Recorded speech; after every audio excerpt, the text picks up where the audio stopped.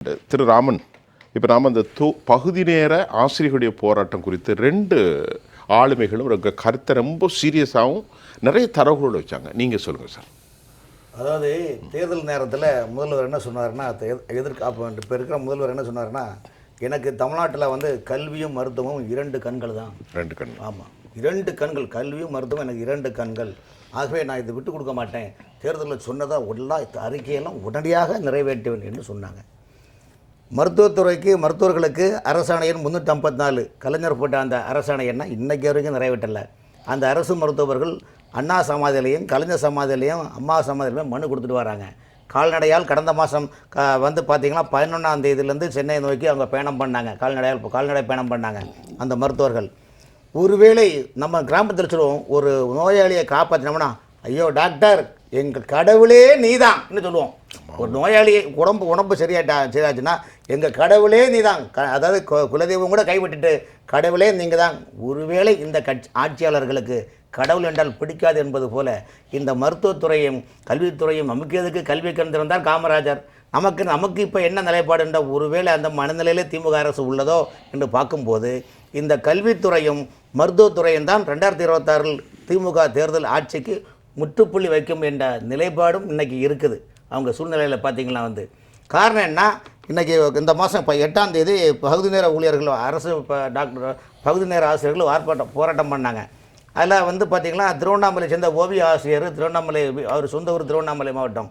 அங்கே போய்ட்டும்போது வண்டியில் ஆக்சிடென்ட் ஆகி இறந்துட்டார். அந்த ஆக்சிடென்ட் ஆகிறதுக்கு அந்த பகுதி நேர ஆசிரியர் சங்கம் என்ன சொல்லுதுன்னா, அவங்க குடும்பத்துக்கு நீங்கள் 10 லட்ச ரூபா பணம் கொடுத்து அந்த குடும்பத்தில் அவருடைய இறந்துற மனைவிக்கு ஒரு வேலை கொடுங்கண்ணா. அதை போய்ட்டு அவங்க கண்டுக்கிடவே இல்லை. ஏன்னா நான் ஆட்சிக்கு என்ன கவலைன்னா, கள்ளச்சாராயம் குடித்தா 10 லட்சம் உடனே கொடுக்கணும். 10 லட்சம் கள்ளச்சாராயம் கொடுத்தால் 10 லட்சம் கொடுக்க வேண்டிய மனநிலையில் உள்ள அந்த அரசு மக்களை போய்ட்டு அவங்க ஒருபோதும் கண்டது கிடையாது. இன்றைக்கி அவங்க தலைப்பு பாருங்கள், மக்களை ஏமாத்துறது தேர்தல் தலைமை பாருங்கள்.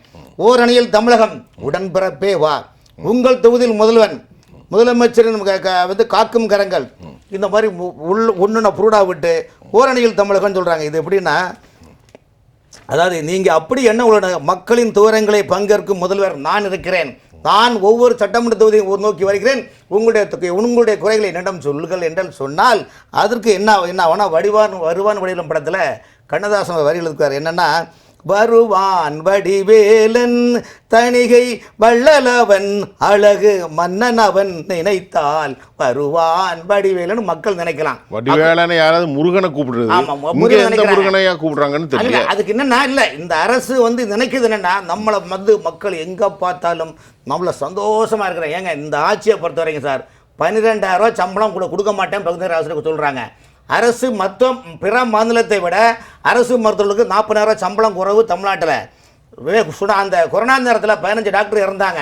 அந்த 15 டாக்டரில் மத்திய அரசு 50 லட்சம் கொடுத்ததே, மாநில அரசு சல்லி பைசா கூட கொடுக்கல. டாக்டர் விவேகானந்தன் குடும்பத்தில் அவர் டாக்டர் இறந்தார், அந்த குடும்பத்துக்கு இன்னைக்கு வரையும் வேலை கொடுக்கல.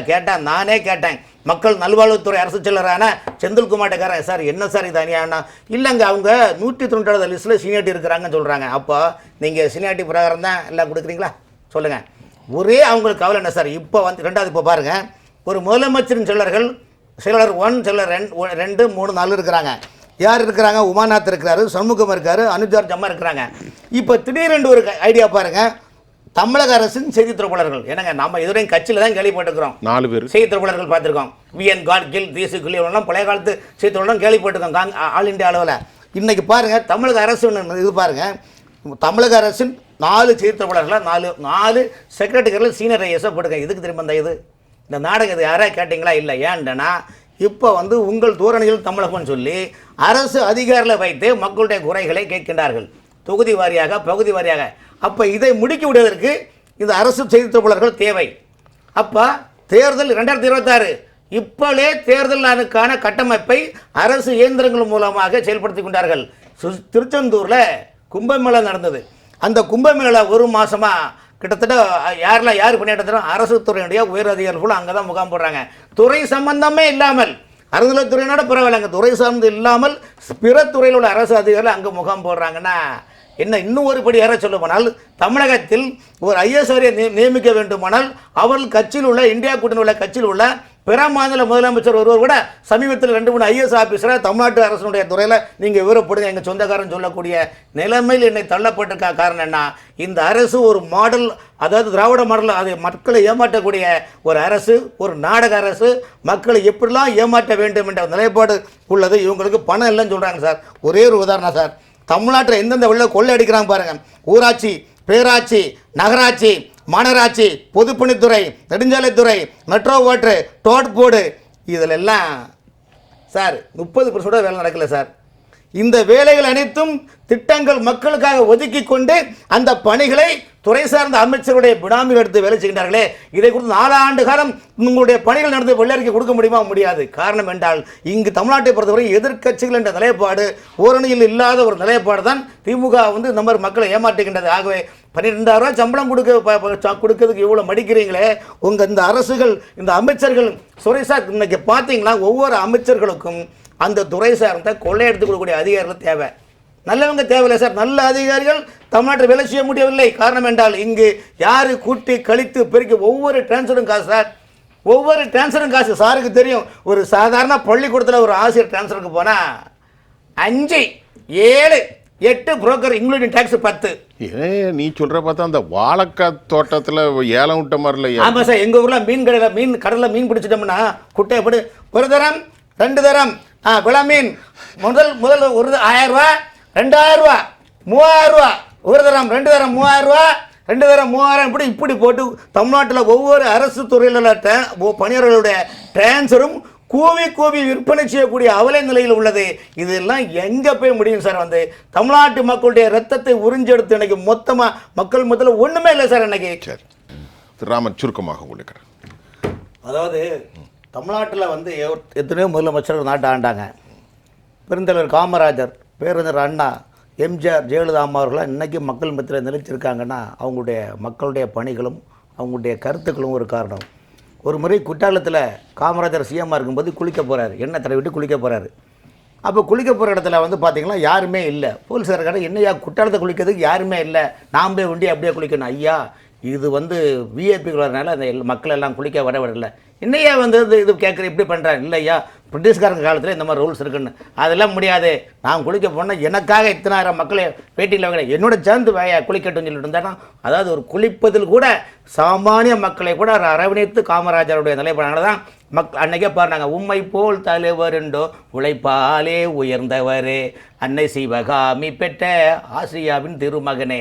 அதே எம்ஜிஆர் படத்தில் நீங்கள் பார்த்தீங்களா என்ன சொல்லுவாங்கன்னா, அதே எம்ஜிஆர் படத்தில் பிள்ளையென நாளும் பேச வந்த கண்மணியே, வள்ளலே எங்கள் வாழ்வே, இதயக்கனி எங்கள் இதயக்கனின்னு இன்னைக்கு வரையும் அந்த பாட்டை பார்த்தா அதுக்கு முடியலன்னு சொல்லிக்குமா இல்லையா? இதே நீங்கள் ஜெயலலிதா அம்மா பாருங்க.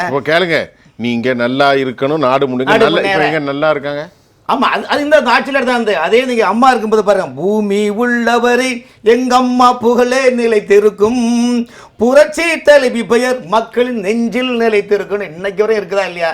ரிங்டோன் ஜெயலலிதா படம் பறிச்சா இன்னைக்கு தமிழ்நாட்டு முழுவதும் எவ்வளோ போய் எழுச்சி கண்டுள்ளது சார். அப்படிப்பட்ட தமிழகத்தில் இன்னைக்கு பார்த்தீங்கன்னா நூலும் இல்லை வாலும் இல்லை, வானில் பட்டம் வீடு வேணா, இந்த மாதிரி உள்ள நிலைப்பாடு தமிழ்நாட்டில் இருக்குது. இத்தகைய மாற்றத்தை கொண்டதற்கு மக்கள் தயார், எதிர்க்கட்சிகள் தயாரா? அருமையான பாயிண்ட் பிடிச்சிட்டீங்க.